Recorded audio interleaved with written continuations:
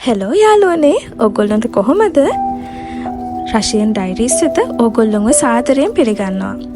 මේ ඔයාලට පේන්නේ අපේ රුසියාව වින්ටර් සීසන් එක ඉවර වෙලා සමර් සීසන් එකට ලෑස්ති වෙන විදිහ.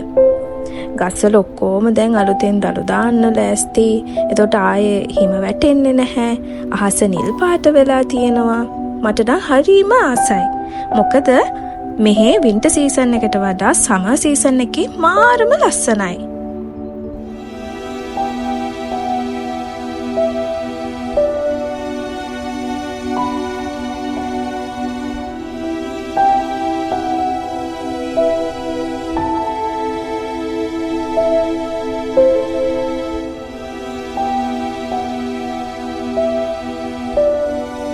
ස්වභාව ධර්ම විතරක් නෙමෙයි මිනිස්සුනුත් ලෑස්ති වෙනවා.